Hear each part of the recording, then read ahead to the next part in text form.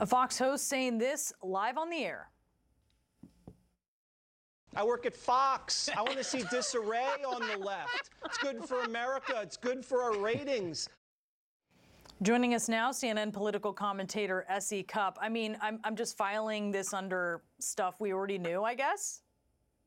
Yeah, it's the quiet part. He said the quiet part. I never would have imagined calling Jesse Watters a scholar. However, I think what he just did is really articulate the sort of the three pillars of the new American right. The first is that there are two Americas, not one.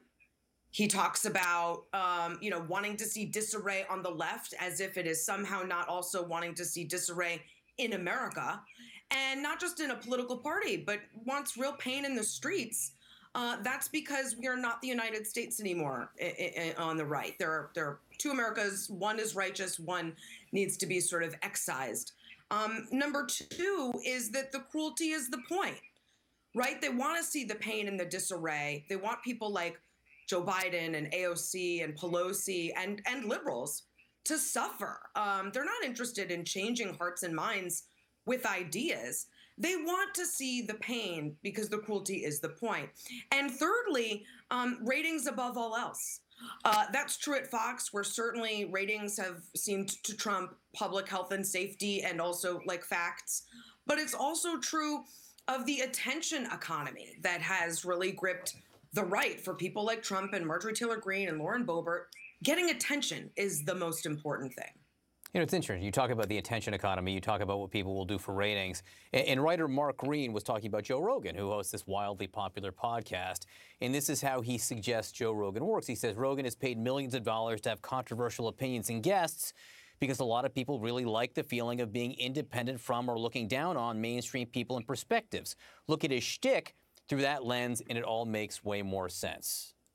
Is that what you're talking about? Sure. I mean, listen, there's nothing new about being contrarian or shocking, right? I mean, we've had shock jocks. Go back to Morton Downey Jr. if you really kind of want to be shocked. Howard Stern, that's a thing. And you know, it's been a thing for a long time here. The problem is I don't think Joe is very careful with his platform, right? Like during a global pandemic, it might not be the right time to give medical advice, which, by the way, I think Joe knows is not sound, because he sort of walked it back a few months ago saying, listen, I'm not a doctor, don't listen to me, but that hasn't stopped him from giving it out. Look, I don't think Joe Rogan is cruel like Alex Jones is cruel. I don't think he's manipulative intentionally the way I think Tucker Carlson intentionally manipulates his audience. I just think Joe Rogan has a huge platform and he's not very careful with it. Then also, let's talk about something that Conan O'Brien said. He was on his podcast and he said that he was thinking about when he first saw January 6th. I think we all know how that moment went for us. And this is what he said. And in the background, I'm watching our country start to come apart at the seams. And I said, I don't think we're doing a podcast right now because I think the American experiment is ending right now on CNN live. Real. That was insanity.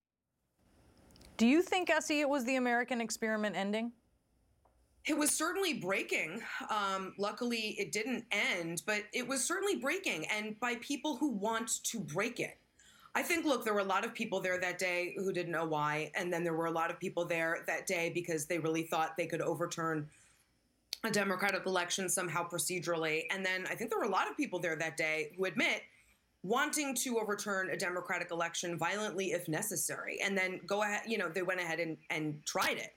And those people, that wing, really do want to break democracy. It's not that they just want someone else in charge of our country. It's that they want a different country. And to get it, they have to break it. They have to break democracy. And that they're willing to do that and go to the extremes to do that. That's really horrifying because it's not just like 5 or 6. It's like tens of thousands. They are in the military. They are in intelligence. They are in law enforcement. They are in QAnon. They're your next door neighbor in some cases. And this is a group that really believes this is a cause. It's a righteous cause. and it's one potentially worth dying for. So I don't think that was the beginning. I think I don't think that was the end or the last attempt. I think that was the beginning of this attempt to break democracy. Yeah, as we sit here on the anniversary. S.E. Cupp, thank you very much for being with us this morning. Thanks, guys.